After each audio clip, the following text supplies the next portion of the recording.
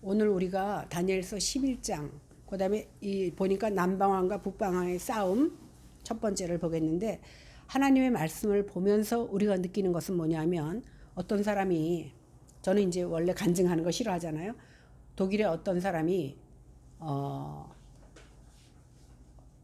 아침마다 조깅을 하는데 어떤 목사님이 조깅을 하는 거예요. 그런데 몇 년을 같이 조깅을 해도 전도를 안 하더래요. 그래서 자기는 준비하기를, 저 사람이 무언가 나한테 말씀을 가지고 전도하면 내가 대받아칠 만한 것을 준비하기 위해서 성경을 보기 시작했는데, 성경을 보다 보니까 하나님의 감동하심으로 그가 뜨거운 마음을 갖고 예수를 믿게 됐다라는 거예요. 오늘 이 말씀을 통해서 우리가 볼 때에 과거에 미래를 향하여 환상을 보여주시고 예언을 하셨는데, 어떻게 미리 보고 말한 것처럼, 과거는 우리가 말할 수 있잖아요. 그죠? 과거에 1950년도에 6.25가 있었어. 또 언제 무슨 일이 있었어. 우리 말할 수 있잖아. 왜? 겪었기 때문에. 그런데 이거는 겪지 않은 몇백 년 후의 일을 환상으로 봤는데 어쩌면 그렇게 딱딱 들어맞아. 그죠? 우리가 다니엘서 2장과 7장을 통해서도 어떻게 세상이 돌아갈 것을 하나님께서는 우리에게 보여주셨고, 또 세월이 흘러서 그 사람들은 몰랐잖아. 확인 못했잖아요. 근데 우리는 확인했잖아요. 어떻게? 그대로 됐다는 거를.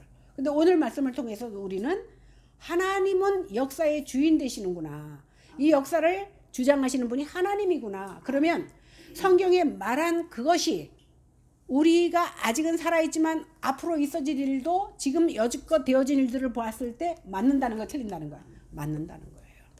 그것을 전제하고 오늘 말씀을 들으시기 바랍니다. 우리가 오늘 11장을 봤는데, 11장은 지난 10장에서 바사왕 고레스 3년에 다니엘에게 나타났던 환상인데, 그것은 무슨 환상이냐면 남방나라와 북방나라가 싸우는 것에 대한 환상이다. 그리고 앞으로 몇백 년 후에 있어질 환상을 오늘 다니엘에게 보여줬는데, 다니엘은 이것이 도무지 이해가 안 되지만 하나님의 천사가 와서 그에게 응답하시고 가르쳐준 내용이 이제 본론격으로 이제 11장에 들어갑니다. 그래서 이 내용을 통해서 여러분들이 은혜 받기를 바랍니다. 1절을 같이 보겠습니다. 시작. 내가 또 메대 사람 다리오 원년에 일어나 그를 도와서 그를 강하게 한 일이 있었느니라. 다리오 사람, 그 다리오 원년은 얼마냐면 BC, 주전 539년에 다리오 왕을 강하게 붙들어 주셔서, 그리고 그의 보호자가 되어 주셔서 바벨론을 멸망하고 다리오가 들어섭니다. 바사 제국이 들어서는 거예요. 2절 보겠습니다. 시작. 이제 내가 참된 것을 내게 보이리라. 보라, 바사에서 또 새 왕들이 일어날 것이요 그 후에 넷째는 그들보다 심히 부요할 것이며, 그가 그 부요함으로 강하여진 후에는 모든 사람을 충동하여 헬라 왕을 칠 것이다. 하나님께서는 다니엘에게 앞으로 바사 제국의 고레스 왕 이후에 3명의 왕이 순서대로 등극할 것이며, 네 번째 들어설 왕은 굉장히 국력도 부강해져서 헬라 제국을 공격할 것이다 라고 이렇게 말씀해 주십니다. 바사에 일어날 새 왕은 누구냐면 고레스, 캄비세스 2세, 그리고 다리오 1세입니다. 그리고 네 번째 일어날 왕은 그 앞에 있었던 새 왕보다 굉장히 강해진 후에는 자기가 헬라 제국을 친다 이렇게 말합니다. 이 네 번째 왕이 누구냐면 크세르크세스 1세 이렇게 나오는데, 역사책에는, 성경에는 누구로 나오냐면 에스더의 남편 아수에로 이렇게 나옵니다. 보신 분도 있겠지만 300이란 영화 보신 적 있을 거예요. 이 내용이거든요. 300이란 영화가 여기서 나온 건데, BC 480년도에 페르시아 제국의 왕인 아하수에로가 100만 명을 가지고 나가는데, 거기서 몇 명 갖고 오죠? 300명을 갖고 오는데 누가 이겨? 300명이 이겨. 그래서 놀라운 겁니다. 그래서 전쟁은 하나님께 속한 것입니다. 이렇게 100만 대군을 이끌고 그리스의 아하수에로가 테르모필레라는 협곡에서 전투하는 장면이 300이라는 그 영화, 저도 봤어요. 그 영화에는 나옵니다.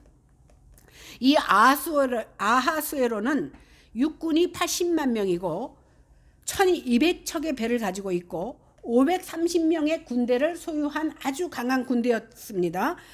그 엄청난 군사력으로 전투를 벌여 그러면 생각해 보세요. 100만 군대하고 300명하고 누가 이겨요? 상식적으로 100만이 이겨야 마땅한데, 그러니까 당연히 아하수에로가 나갈 때는 어떻게? 이 전쟁은 이기는 전쟁이야. 그리고 나갔습니다. 그런데 아테네 근처인 살라미스 해협에서 엄청난 군세력을 가지고 전투를 벌이지만 결국은 알렉산더에게 지고 맙니다. 이건 역사적으로 증명이 된 거잖아요. 제가 꾸며낸 말이 아니라. 아하수에로 왕이 100만 대군을 이끌고 출격할 때는 이 전쟁은 이긴 전쟁이야. 저것들이 겁도 없이 들어오네, 이렇게 생각하고 갔습니다. 그런데 테르노필레 전투에서, 그리고 살라미스 해변에서 패배로 말미암아 자기가 높은 자리에서 내려오게 될 뿐만 아니라 페르시아 제국이 동시에 몰락하는 결과를 가져옵니다. 3절과 4절을 보겠습니다. 시작. 장차 한 능력 있는 왕이 일어나서 큰 권세로 다스리며 자기 마음대로 행하리라. 그러나 그가 강성할 때에 그의 나라가 갈라져 천하 사방에 나누일 것이나 그의 자손에게로 돌아가지도 아니할 것이요 또 자기가 주장하던 권세대로 되지 아니하리니 이는 그 나라가 뽑혀서 그 외에 다른 사람들에게로 돌아갈 것입니다. 여기서 한 능력 있는 왕, 큰 권세로 다스리며 자기 마음대로 행하는 왕이 누구냐 하면 헬라의 알렉산더입니다. 그는 20살에 마게도니아의 왕으로 등극합니다. 그래서 마게도니아와 헬라를 합병하고 25살에 바사 제국, 페르시아 제국을 무너뜨립니다. 그는 유럽은 물론 아프리카, 아시아 지역까지 점령합니다. 그는 정복한 도시의 이름을 알렉산드리아 이렇게 집니다. 왜? 자기 이름을 따서 자기가 점령한 지역을 알렉산드리아라고 졌습니다. 그는 아프리카를 점령하고 나니까 더 이상 갈 곳이 없어. 그래서 바다를 쳐다보고 아이고 더 이상 바다를 정복할 수는 없고 뛰어들 수는 없고 그래서 울었다는 말이 있습니다. 그는 전 세계 도시를 다 알렉산드리아로 만들려는 포부를 가지고 있었습니다. 그런데 그는 그 포부가 무색하게 보이지 않는 세균에 감염돼서 열병으로 죽고 맙니다. 이게 바로 우리의 인생이에요. 조금만 힘쓰면 될 것 같아. 내 능력으로 뭐든지 가질 수 있을 것 같아. 그런데 하나님이 허락하시지 않으면 쓰러져 버리는 것이 우리 인생입니다. 알렉산더가 죽자 그의 혈육, 아들이 하나 있었거든요. 어린 아들과. 걔만 죽이면 되는데 그의 이복 동생까지 다 죽여버립니다. 그러다 보니까 그 밑에 있던 4명의 부하들의 그 분할 통치를 하게 되는데, 서쪽에 카산드라, 북쪽에 리시마쿠스, 그 다음에 동쪽에 셀루쿠스, 남쪽에 프톨레미. 여기 동쪽 남쪽이 나중에 차지하는데, 여기서 우리가 지리학적으로 보면 동쪽과 남쪽이지만 왜 남쪽과 북쪽이 싸운다라고 말하냐면 유대를 중심으로 봤을 때, 세계사 세계 지도를 보고 봤을 때 하고 유대를 중심으로 성경은 쓰여졌기 때문에 유대를 중심으로 북쪽, 유대를 중심으로 남쪽 이렇게 말한 겁니다. 5절을 보겠습니다. 시작. 남방의 왕들은 강할 것이나 그 군주들 중 하나는 그보다 강하여 권세를 떨치리니 그의 권세가 심히 클 것이요. 이렇게 네등분 나라 중에서 처음에는 프톨레미 왕조가 제일 힘이 셌습니다. 그리고 셀루쿠스 왕조가 제일 약했습니다. 그런데 시간이 지나자 어떻게 됩니까? 셀루쿠스 왕조가 제일 힘이 센 나라가 됩니다. 이 예언은 250년에서 190년까지 실제적으로 성취되는데 셀루쿠스 왕조가 인도의 영토까지 다 차지할 정도로 커집니다. 6절을 보겠습니다. 시작. 몇 해 후에 그들이 서로 단합하리니 곧 남방왕의 딸이 북방왕에게 가서 화친하리라. 그러나 그 공주의 힘이 쇠하고 그 왕은 서지도 못하며 권세가 없어질 뿐만 아니라 그 공주와 그를 데리고 온 자와 그를 낳은 자와 그때에 도와주던 자가 다 버림을 당하리라. 이건 무슨 말이냐면 이제 그 남방의 왕이 자기 딸 베레니스를 북방 셀루쿠스가 세지니까 북방왕 셀루쿠스 안티오쿠스 2세와 정략 결혼을 합니다. 그런데 사실은 북방왕은 이미 유부남이었어요.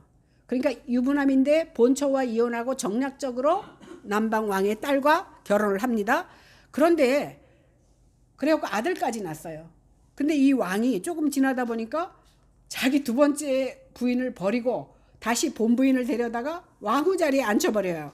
그런데 문제는 뭐냐면 이 왕후가 자기를 남편이 배신해 갖고 자기를 버렸었잖아요. 그러니까 앙심을 품고 그 두 번째 부인했던 사람하고 두 번째 부인한 아들만 죽이는 게 아니라 남편까지 죽여버려. 그리고 자기가 이혼하기 전에 낳은 아들을 왕으로 앉힙니다. 그게 바로 셀루쿠스 2세입니다. 7절에서 9절을 보겠습니다. 시작.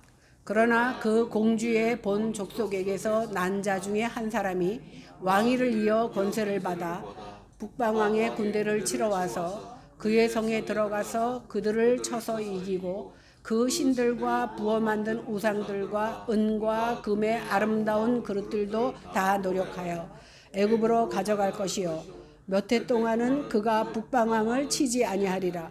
북방왕이 남방왕의 왕국으로 쳐들어갈 것이나 자기 본국으로 물러가니라. 남방에서는 프톨레미가 이제 죽었잖아. 마누라한테 죽잖아요. 그의 아들이요 베레니스의 동생인 그 프톨레미 3세가 왕위에 오릅니다. 그러니까 군사를 또 동원해요. 그래갖고 자기 누나를 죽였잖아.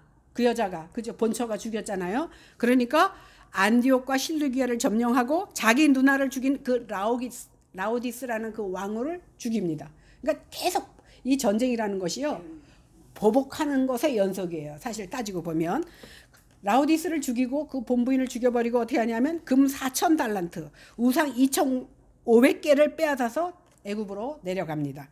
그리고 다음 해인 BC 240년에 평화조약을 맺어. 서로 싸우면 손해니까 그냥 화친하자. 그랬는데 진 사람 생각은 어때요? 속에서 화친은 맺었지만 내가 언젠가는 너를 보복하리라 이 마음을 갖고 있어. 그러다 보니까 셀루쿠스 2세가 평화조약을 깨고 남쪽 애굽을 다시 침략합니다. 얼마 있다가 한동안 조용한 듯 하다가 침략합니다. 그러나 실패하고 자기 본국으로 돌아간다는 말이 7절에서 9절 말씀입니다. 10절 보겠습니다. 시작. 그러나 그의 아들들이 전쟁을 준비하고 힘이 많은 군대를 모아서 물이 넘친같이 나올 것이며 그가 또 와서 남방왕의 견고한 성까지 칠 것이요. 옛날에 중국 영화 보면 상대방이 자기 아버지를 죽여. 그러면 그 아들은 어떻게? 이를 갈잖아. 복수한다고. 지금 이 내용이 바로 그런 내용이야. 옛날 사람들은 아주 생각들이 얇았던 것 같아요. 그러니까 하기야 그렇지 않으면 내가 당하니까 그럴 수밖에 없었던 것 같아요. 오늘 북방왕 셀루쿠스 2세에게는 셀루쿠스 3세와 안티오쿠스 3세라는 아들이 두 명이 있었습니다. 그래서 아버지가 죽자마자 그 두 아들 중에 셀루쿠스 3세가 왕위에 오릅니다. 그런데 소아시아 전쟁에 나갔을 때 3년밖에 왕위에 오른 지 3년밖에 안 됐는데 소아시아 전쟁에 나갔을 때 동료들이 죽여버려 그 왕을. 그래서 다시 안티오쿠스 3세가 왕으로 오릅니다. 그런데 이 둘째 아들이 왕위에 오른 후에 군대를 계속 모집합니다. 그래서 주전 219년에 드디어 프톨레미오 3세에게 빼앗겼던 그 실루기아를 점령합니다. 그리고 성공해서 이듬해 남부 수리아와 팔레스타인과 요단 동편까지 차지합니다. 이때 애굽왕 프톨레미 4세는 요단 동편까지 점령하고 있었으나 여기 성경에 뭐라고 하냐? 물이 넘침같이 나올 것이며 위에서부터 내려와서 결국 안티오쿠스 3세의 군대를 당할 수가 없어. 왜? 밑에서부터 계속 군대를 모아서 준비해 왔기 때문에 물이 넘침같이 그를 내어줄 수밖에 없었습니다. 그래서 북방왕이 남방왕의 견고한 성까지 칠 것이다. 이 예언이 또 들어맞게 되는 거예요. 근데 참 이번에는 2장과 7장에서는 크게 세상이 어떻게 될 것을 말해줬다면 이번에는 유다를 중심으로 북쪽과 남쪽이 어떻게 그 전쟁할 것인지를 아주 디테일하게 오늘 성경에서 보여주고 있는 겁니다. 11절에서 12절을 보겠습니다. 시작. 남방왕은 크게 노하여 나와서 북방왕과 싸울 것이라. 북방왕이 큰 무리를 일으킬 것이나 그 무리는 그의 손에 넘겨준 바 되리라. 그가 큰 무리를 사로잡은 후에 그의 마음이. 여러분 이거 보면서요 저도 너무너무 헷갈렸어. 그냥 남쪽과 북쪽이 여기가 이겼다 저기가 이겼다 그거 싸우는 거야. 그러니까 우리가 다 기억할 수도 없어요. 그러나 성경에 나온 대로 정말 이루어졌는지를 역사책을 통해서 제가 견주어 보니까 이대로 되어졌다라는 거예요. 하나도 남김없이. 오늘 남방왕 프톨레미오 4세가 이제 화가 나. 그러니까 지면 또 이를 갈고 준비하는 거예요. 그래서 북방에 반격을 개시합니다. 북방왕이 큰 무리를 일으켰으나 남방왕 프톨레미, 남방 그러면 여기서 어디냐면 이집트예요. 북방 그러면 시리아거든요. 지금의 시리아. 그 당시 성경에선 수리아로 나옵니다. 그런데 이 남방왕 프톨레미오 4세가요. 남방왕 프톨레미오 4세의 손에 붙임받아서 집니다. 다시 승리한 프톨레미오 4세는 그런데 이제 다시 진격을 해서 이기고 나니까 교만해지는 거예요. 교만해져 갖고 팔레스타인 지역 이제 생각해 보면 시리아, 이집트 그 사이에 있는 게 바로 이스라엘이에요. 그러면 이 나라와 이 나라 싸우려면 여기를 안 거치면 안 돼. 그러니까 고래등 싸움에 터지는 건 새우야. 그러니까 괜히 지네들끼리 싸우는데 이스라엘은 계속 중간에서 거기를 거쳐야 가니까 피해를 볼 수밖에 없는 그런 상황입니다. 그런데요, 그 팔레스틴 지방까지 막 차지하다 보니까 시리아만 차지하는 게 아니라 그 밑에까지 차지하다 보니까 어떻게 돼요? 결국은 남방왕이 교만해져. 야, 내가 힘이 세서 결국은 너희와 싸웠지만 니네 나라 밑에 있는 것까지 내가 차지했어. 근데 이스라엘에는 뭐가 있습니까? 예루살렘 성전이 있고 지성소가 있었습니다. 근데 이 사람이 지성소는 대제사장도 1년에 한 번밖에 못 들어가는 곳이에요. 근데 거기를 들어가려고 하니까 이스라엘 사람들이 물론 들어갔으면 하나님이 죽이셨겠지만 막습니다. 막다 보니까 이 왕이 어떻게 생각하냐면 프톨레미오 4세가 유대인들을 증오하기 시작합니다. 아니 내가 들어가겠다는데 니네가 막어? 증오하기 시작해. 그래서 자기 나라로 돌아가고는 자기 나라의 각처에 흩어진 유대인들을 다 불러서 코끼리를 다 동원해갖고 코끼리한테 잡아먹게끔 하는데 이상하게 코끼리가 잡아먹지도 않고 해하지도 않아. 그러니까 유대인의 하나님이 저들을 보호하나 보다 이렇게 생각하고 그냥 다시 흩어보내. 그러나 속에 앙심을 품고 있다가 3년 뒤에 유대인 4만 명을 죽여버립니다. 이유도 없이. 그때 못 죽인 것 때문에 죽여버려요. 결국 여기서 수만 명이 엎드러질 것이라는 예언이 이렇게 이루어지는 거예요. 그 후에 그와 왕은 이상한 병에 걸려서 죽고 그의 5살 된 아들도 죽이 했는데 부인과 그 사람이 죽고 나니까 5살 된 아들이 왕으로 올라갑니다. 그 사람이 누구냐면 프톨레미 5세예요. 13절에서 14절을 보겠습니다. 시작. 북방왕은 돌아가서 다시 군대를 전보다 더 많이 준비하였다가 몇 해 후에 대군과 많은 물건을 거느리고 오리라. 그때에 여러 사람이 일어나서 남방왕을 칠 것이요 내 백성 중에서도 포악한 자가 스스로 높아져서 환상을 이루려 할 것이나 그들이 도리어 걸려 넘어지리라. 계속 싸우는 거야. 보복하고. 북방왕 안티오쿠스 3세는 프톨레미오 왕조는요. 보통 우리나라가 왕세자를 세우는 것처럼 4세에서 7세 그 사이에 왕으로 미리 세웁니다. 그것을 알고 5살에 왕으로 세웠다 그랬잖아요. 5살짜리가 뭘 하겠어. 누군가가 뒤에서 하는 거 수렴청정 하잖아요. 그러니까 야 왕이 어릴 때 쳐야 되겠다 이렇게 생각을 하고 칩니다. 그래서 자신의 계획대로 지중해 연안의 나라들을 차례차례 점령합니다. 그런데요 한 장군이 나타나. 한 장군. 이제 하나님께서는 북방과 남방의 싸움에 로마를 끼어듭니다. 그 한 장군이 누구냐면 로마의 스키피오 장군입니다. 그 스키피오 장군이 나타나서 결국은 항복 문서를 써내. 자기는 이쪽과 싸우려고 했는데 거기에 갑자기 로마가 등장하는 겁니다. 이 라피아 전투에서 패한 북방왕 안티오쿠스는 이제 돌아가서 대군을 전보다 더 많이 준비합니다. 그리고 국력을 키워서 몇 해 후에 대군과 많은 물건을 거느리고 남방을 또 치러 내려와. 그때 프톨레미 왕조에 속한 애굽 여기저기서 반란이 막 일어나. 그러다 보니까 그 반란군하고 북방왕이 어떻게 돼? 연합을 합니다. 그리고 그 왕 안티오쿠스 3세를 또 쳐. 그러니까 이게 대를 이어서 싸우는 거예요. 대를 이어서. 이 전쟁은 주전 205년부터 12년 동안 계속해서 벌어집니다. 이때 팔레스타인 북방왕 안티오쿠스 3세를 도와서 애굽의 침략 정책에 동조해서 프톨레미 왕, 그러니까 그때 아까 얘기했지만 애매하게 유다도 자기 땅을 잃어버렸잖아요. 그러니까 니네들이 싸울 때 우리도 이 힘센 쪽에 합쳐서 우리도 독립해야 되겠다 그러고 유대인들도 거기에 합력한다라는 소리예요. 그런데 프톨레미 왕조의 스코파스 장군에 의해서 그것도 실패로 돌아갑니다.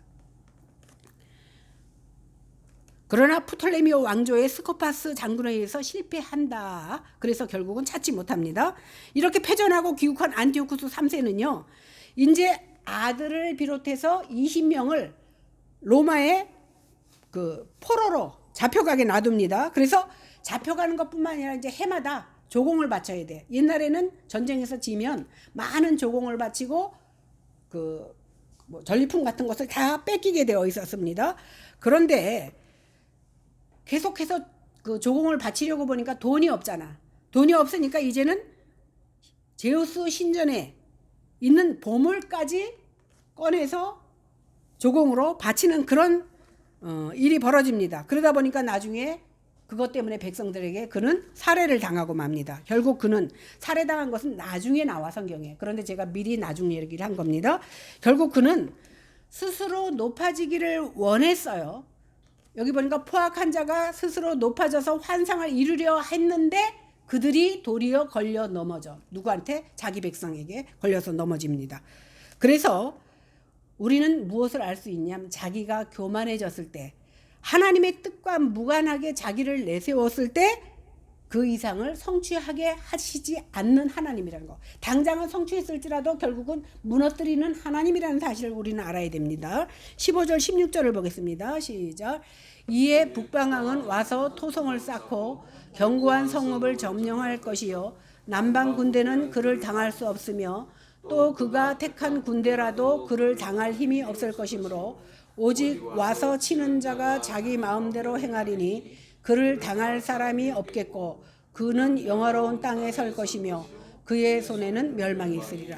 우리가 다음 주에 볼 것을 미리 잠깐 얘기해 주면 북방왕과 남방왕에 로마가 끼잖아요. 그리고 로마가 끼고 많은 다중화 문화 속에서 이제는 민주주의와 공산주의가 일어날 것까지도 성경은 예언하고 있다는 사실입니다. 오늘 아까는 내가 안디오쿠스 3세가 죽은 것을 얘기했잖아요. 백성들에게 죽임을 당한다고 얘기했지만 지금 죽기 전의 일이에요. 두 번째 팔레스타인 전쟁을 시도합니다. 그러니까 견고한 성읍 가자지구, 알죠? 가자지구. 그다음 시도는 상당 시간 동안 포위된 후에 함락됩니다. 가자와 시도를 지키던 애국군은 안디오쿠스 3세의 군대를 당해내지 못하고 안디오쿠스 왕조에 또 당합니다. 헷갈리죠? 저도 헷갈려. 뭐 여기가 이기고 저기가 이기고 그러다 보니까 또 그는 영화로운 땅에 그러니까 유대 땅까지도, 영화로운 땅은 여기서 유대 땅을 말합니다. 유대 땅에 서서 그의 손에 멸망이 있을 것이다. 오늘 성경은 말합니다. 그죠? 영화로운 땅에 설 것이요 그의 손에는 멸망이 있으리다. 이렇게 말하고 있습니다. 곧 그에게는 그 멸망시킬 권세가 있다는 겁니다. 실제로 주전 198년에 안디오쿠스 3세는 마게도냐의 필립과 동맹을 맺고 프톨로미오 5세를 공략하여 영화로운 땅 곧 팔레스타인 지역을 완전히 장악합니다. 유대를 완전히 장악한다는 거예요. 17절 보겠습니다. 시작. 그가 결심하고 전국의 힘을 다하여 이르렀다가 그와 화친할 것이요 또 여자의 딸을 그에게 주어 그의 나라를 망하게 하려 할 것이나 이루지 못하리니 그에게 무력하리라. 우리가 헨리 8세 유명하잖아요. 영국의 헨리 8세. 헨리 8세도 결국은 정략 결혼을 하기 위해서 자기 형수, 그러니까 지금의 스페인 나라 형수와 결혼하잖아요. 그리고 또 바꾸고 부인을 8명이나 바꿔. 옛날에는 정략을 위해서 부인도 갈아치고 하는 일이 있는데 오늘 팔레스타인 점령한 북방왕 안티오쿠스 3세는 애국과 화친을 맺기 위해서 자신의 딸인 클레오파트라를 남방왕 프톨로미 5세에게, 클레오파트라 유명하잖아요. 줍니다. 그런데 그렇게 해갖고 애굽을 망하려고 하게 했는데 그 뜻을 이루지 못하게 해. 왜 그런 줄 아세요? 클레오파트라가 아버지 편을 드는 게 아니라 결혼하고 나니까 남편 편에 서버립니다. 그러니까 아버지 3세를 오히려 배척해. 딸도 못 믿는 거예요. 남편 결혼시키고 나니까. 애굽도 클레오파트라를 통해서 로마를 교란시키려고 했는데 결국 성공하지 못합니다. 오히려 그 여자 때문에 분별력이 없어져서 결국 죽게 됩니다. 그 삼각관계에 대한 것도 역사책에 보면 나오잖아요. 결국요 이 시저가요 그 여자를 굉장히 좋아해갖고 신혼여행을 3달이나 갑니다. 그럼 3달 동안 나라가 어떻게 돼? 전쟁은 맨날 이루어지는데. 18절과 19절을 보겠습니다. 시작. 그 후에 그가 그의 얼굴을 바닷가로 돌려 많이 점령할 것이나 한 장군이 나타나 그의 정복을 그치게 하고 그 수치를 그에게로 돌릴 것이므로 그가 드디어 그 얼굴을 돌려 자기 땅 산성들로 향할 것이나 거쳐 넘어지고 다시는 보이지 아니하리라. 남방왕 카이사르 시저가 남동생과 왕이 다툼을 하는 클레오파트라 편을 들어서 그를 애굽의 왕이 올립니다. 그가 클레오파트라와 사랑에 빠져서 애굽에서 지체하는 동안 그의 점령자들이 반란을 일으켜, 아니 그 나라가 위급한 시대에 아무리 좋아도 3년 동안이나 미래 여행을 떠나니까 이런 일이 벌어집니다. 그런데 애굽과 화친한 후에 북방왕 안티오쿠스 3세는 눈을 서쪽 지중해 방향으로 돌려서 육로와 해로를 통해서 연안 국가들을 많이 점령합니다. 그리고 한 장군이 나타나는데 한 장군이 나타나서 그 정복을 그치게 하고 그 수치를 그에게로 돌린다 이렇게 말합니다. 그러니까 큰 한 장군이 알렉산더서부터 해서 로마의 장군, 또 로마의 장군 이렇게 나타납니다. 여기서 말하는 한 장군이 누구냐면 로마 루시우스 스키피오라는 장군이에요. 결국 안티오쿠스 3세는 190년에 그 로마의 장군 그 스키피오에게 대패를 당합니다. 그렇게 수욕을 당한 후에 그는 집으로 이제 자기네 고향으로 갑니다. 이렇게 전쟁에 패한 안티오쿠스 3세는 전쟁 배상금을 마련하려고 신전들과 예루살렘 성전까지 약탈해. 아직까지는 예루살렘 성에 자기 휘하에 있으니까 약탈하고 유대인들을 무섭게 핍박합니다. 그는 성소를 더럽혔고 저번에 말한 안티오쿠스 3세, 안티오쿠스 에피파네스가 바로 이 사람입니다.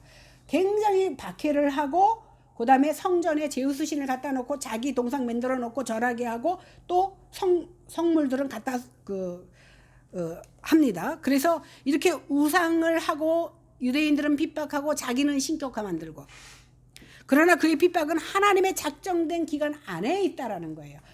왜? 성도들이 그만큼 핍박당하도록 하나님은 계속 두고 보지 않는다는 사실입니다. 결국 그는 망하고 비참한 죽음을 맞습니다. 이렇게 안티오쿠스 에피파네스는 말세에 나타날 적그리스도의 예퍼라고 우리가 저번에도 말씀드렸습니다. 결국 안티오쿠스 에피파네스는 내장에 벌레가 생겨서 몸이 악취를 내면서 몸이 다 썩어서 사망하게 됩니다. 그러니까 사람의 손에 죽지 않는다고 성경에 말했잖아. 사람의 손에 죽지 않고 그 벌레의 손에, 벌레가 막 안에 들끓어서 몸에 악취가 나고 구더기가 나며 썩어서 냄새나게 죽습니다. 여기서 우리는, 저도 여기까지 읽었어도 하나도 몰라. 단지 아는 거는 지금의 시리아와 애굽이 치고받고 계속 수십 대를 두고 싸운다라는 거예요. 그러면 아니 우리나라도 아니고 남의 나라 남과 북이 싸우는 것을 오늘 왜 기록했는지를 우리는 생각해 봐야 됩니다. 애국과 시리아 사이에는 유대 나라가 있습니다. 그야말로 고래 싸움에 새우등 터지는 꼴이 바로 유대인들이었습니다. 두 왕국의 싸움으로 이스라엘이 순환을 겪을 수밖에 없다라는 사실이에요. 오늘날도 보세요. 두 왕국의 싸움 때문에 이스라엘 백성들이 순환을 겪듯이 예수 믿는 사람들은 안 믿는 사람들끼리 치고받고 싸우는 틈 사이에서 이 편도 들지 못하고 저 편도 들지 못하고 우리는 순환을 겪고 유혹에 빠질 수밖에 없다라는 사실입니다. 그러니까 세상에는 남방도 있고 북방도 있어. 어떨 때는 남방이 이기고 어떨 때는 북방이 이겨. 남방이 이기면 남방이 이기는 대로 터져. 북방이 이기면 북방이 이기는 대로 터져. 누가? 그리스도인들이. 오늘 안티오쿠스 3세를 계승한 셀루쿠스 4세는 아버지 때 못 갚은 그 전쟁 배상금을 갚고 나라의 영화를 회복하려고 엄청난 세금을 걷어들입니다. 하지만 전투 한번 해보지 못하고 자기가 임명한 재무장관 헬리오도투스라는 사람에게 피살당합니다. 그러니까 이 세상에는 믿을 사람이 하나도 없다라는 거예요. 아까 봐. 자기 편에 서게 해달라고 클레오파트라를 시집 보냈더니 자기 남편 편을 들어갖고 아버지가 당해. 오늘